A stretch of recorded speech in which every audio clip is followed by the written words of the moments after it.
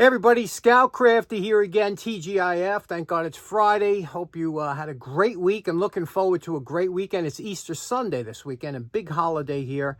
Looking forward to that. Always a nice holiday. We have a couple things to get to. I hope it's a good show for you today. I'm looking forward to it. We're going to fabricate. We're going to do a little fabrication. We got a review to do on something I got on eBay. But I first wanted to start off with a couple of technical manuals that were so well written. I just think that if you can get one and put it in your library, I think you'd really benefit from it. So let's check that out first. Now, years ago, the do-it-yourself craze was big. I mean, people were doing just about as much as they could do themselves to save a few dollars. And this Sears and Roebuck, one of my favorite places, put out a couple books here. You could see these two books here, and it's Simplified Electrical Wiring. And when I got this book, and when I rewired my basement and my shop, I went by this book, and it was just so, there's nothing like a great manual that's illustrated and shows you exactly what and how things work. And this is one of them. It tells you the importance of having different lines for different appliances and how many amperage you should have and whatnot. And everything is broken down into simplicity. If you tried to read an electrical manual put out by the NEC or so, it would forget it, you get lost. But this just breaks it down so simple. It shows you the wiring coming in, the meter, how it goes to your box, and from there, and how you separate. And look at the beautiful illustrations on how to, how the conduit runs and how to wire things into your breaker. I mean, this is all you need to know to burn your house down. But if you follow this, I know this is outdated code and whatnot, but this all holds up today. A lot of this is just fantastic, simplified, well illustrated, and without a lot of, if you wanted to rewire a lamp, that's all you need to know. That's really all you need to know. And same thing with a switch. But they make things, and now we have YouTube and stuff, which is great. But even like here in the city, we have to use this thing called BX cable, or flexible armored cable. That's what we can use here. We were never able to use Romex or anything like that, but which is what they use now, all over, and even some parts of the city. But it's just, this book is packed with everything you need to know to do work around your house, electrical, putting in an outlet, things like that. This is two different books here. This one here, I think, is an earlier model. This one's from 1969, and this one here, I don't know what the date on this one is, but it looks like an earlier one. It's a little bit thicker. The illustrations are a little bit older, but same thing. Same author or whatever. So if you ever come across these books at a garage sale or something like that, Simplified Electrical Wiring, the book sold for 50 cents back in 1969. I'm sure, today's price, but, it's probably 10 bucks on eBay. Fantastic book if you're going to do any kind of wiring or want to know simplified electrical wiring. I got to tell you, I love a good manual that breaks things down into understandable English. And, years ago when we used to work on cars, we had Chilton manuals and things like that. And some of those were, you could follow them, but I'll tell you, nothing like simplicity. And this book, a small book like that, tells you everything you need to know. Next up, remember last week I told you I got that beautiful temperature gauge on eBay, and I was bragging about how you could still get great deals on eBay. Well, I have to tell you, something really funny happened. I saw this item on eBay, and I said, that'd be fun for the show. I always look for items that I think you might enjoy seeing, and I said, it's a hammer from Italy. We don't get too many Italian tools here. A hammer from Italy. I said, that might be something great for the show. And these are the pictures that I saw with the ad on eBay. So I want you to look at that picture and tell me, get your idea and see what I thought when I was buying it, and let's take a look. Okay, so here it is. Got it in the mail today. I had to laugh. I just had to laugh. It was that funny. Here's what I found interesting. You ready?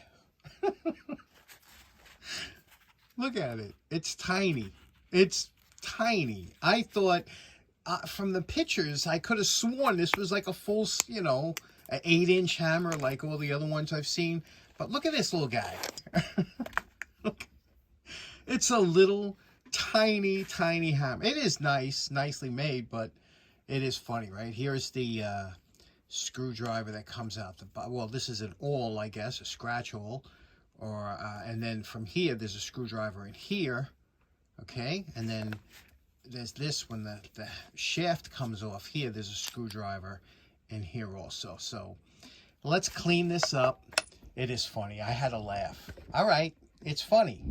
Okay, we got this one finished up. Now, this is usually a zinc type casting or something like that, some kind of poured casting. And what happens with these type of materials, these type of alloys, is they tend to get dulled out. They tend to get a finish that looks almost like a lead finish. So, but they do take nice to a polish. And the way to get this, the quickest way, is the fiber wheel. Again, we have to thank Joe's shop for changing our lives with the fiber wheel. But the fiber wheel cleaned this up nice. Then we cleaned up here again, cleaned and lubricated the threads, addressed the tip here. The tip was in good shape to begin with. And in the bottom one here, same thing. Take off the bottom. This here, we had to adjust the tip on this because the tip was a little bent over, but we resharpened the tip. And over here, we have that little screwdriver here. We did the tip on that too. So, and then we lubricated the threads because it just works so much better with nice threads, doesn't it? So there we go. This little made in Italy, I believe, this nice, again, I was shocked at the size, but I like it. I love these little type hammers. Usually we have the brass ones that we've done on the channel before, but that's pretty interesting, right? And it comes with a genuine leather case. How often you see that, huh? So that one's in the can. You know, as we were looking at that hammer, I said, you know, I wish it would have been just a little bit bigger, you know. And then I said, you know what? The whole idea of us coming down in the shop is to learn skills and stuff. Why don't we just make a slightly bigger hammer, you know, a custom hammer? We like to do.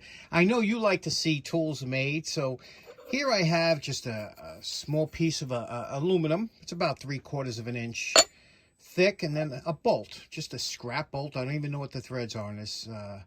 So why don't we see if we can make a hammer, something cool out of this. Okay, step 2, we just cut off a little bit of, this will be the handle, okay? Nice fit in the hand. This will be the head of the hammer, you know, and then we'll have a shaft. And what I did is I took that bolt, cut the head off the bolt, the hacksaw. This will be the shaft. We'll screw that into here, and we'll thread this and put that into here.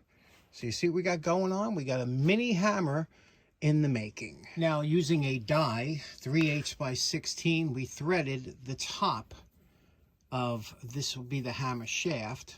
And now the hammer head, we have to drill a hole and tap that for 3/8 by 16. Now, this is an important step, getting it right in the center. Okay, here's where we're at. We tapped, drilled a hole, tapped it, right?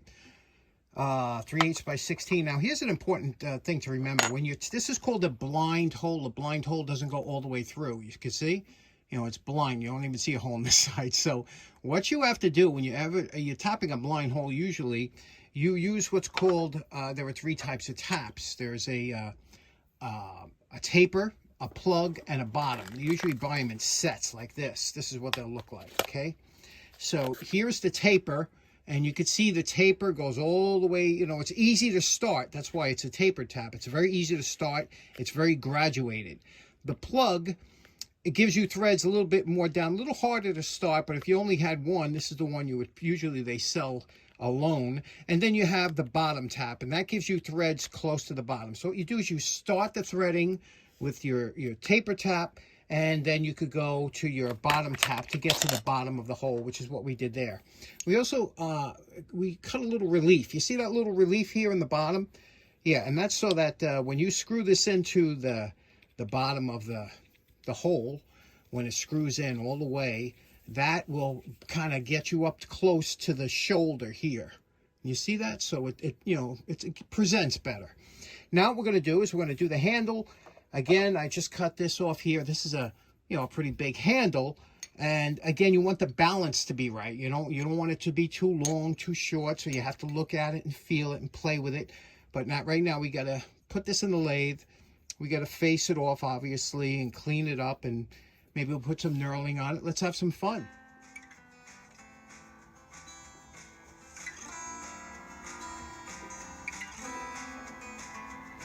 Okay, here we have our handle, almost, I wanted to have a little lip up here. We'll maybe do a little knurling. We're going to cut it off here, but you have to have something to hold it on to do the knurling. That's why it's extra long, or so it seems. Tapped over there, so now this gets screwed onto here. So satisfying when you make a component hammer that, kind of goes together like this. It's really, you can make it as like a kit. So now we have this screwed on, everything's straight and level. Now we'll go up, we'll have some lunch, and then we'll come up, we'll make some soft faces for here, and we'll make we'll knurl the bottom. We're having fun. You're having fun, right? Now when making the different tips for the hammer, you can make whatever shape you want out of any material you want: brass, aluminum, steel, copper. And what you do is you take the tip, you make it, obviously you turn it on the lathe, and then you drill a hole. Here I have 1/4 by 20, and then I take a piece of threaded rod, cut these small inserts out of 1/4 by 20 threaded rod, about 1 inch long, thread it into here with we're using epoxy here. We'll epoxy it into here, let that dry, and now those are your tips. You can take them out and it won't come out of the tip itself, the threaded rod. So we could do that with any type of tip you want. Now, my favorite part. Remember what this project started out as? And we're calling this project done, inspired by this because it was a little bit short. I made a hammer today, and this one here, it's pretty interesting because I always thought it'd be cool to have like a kit hammer, right? A hammer that you could customize the way you want, and this is it.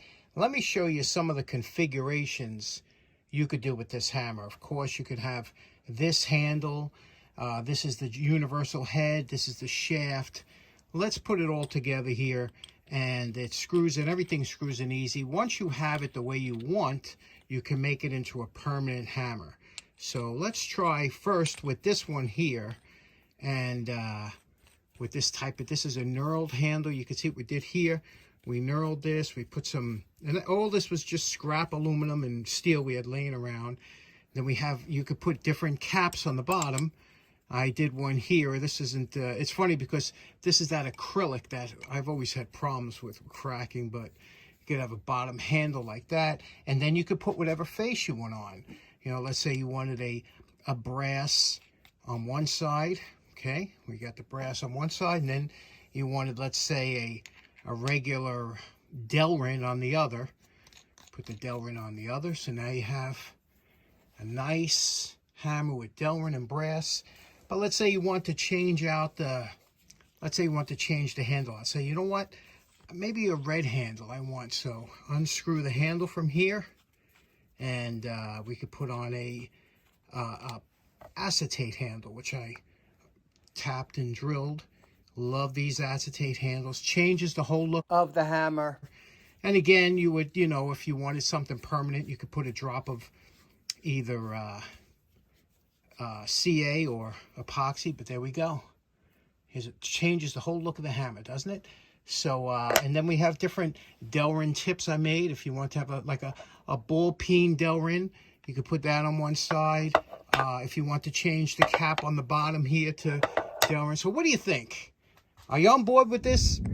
Okay, so in closing, that was a lot of fun today, huh? A lot of time on the lathe, tell you the truth, I think I'm wearing my lathe. I think I wore it out, I always looked forward to wearing out a tool. Not many tools you get to wear out in your lifetime. I think I wore out this lathe. I've just put so many hours on it. I got my money's worth 5 times over. Might be, I was always hoping to save, wait till I moved into my new place to get a new lathe, but I don't know if I could wait. Anyway, hope you enjoyed today's program. You know what's so nice about that hammer? You could store additional caps on the bottom of the handle. So if you're in a job and you need a soft blow instead of a brass or a steel or something, you could have that at the bottom of your handle and not have to carry it in your pocket or something. That's a nice little design. You like that hammer? Let me know what your favorite configuration is. I hope you have a great weekend and enjoy your Easter. We'll see you again on Monday. Take care now. Bye-bye.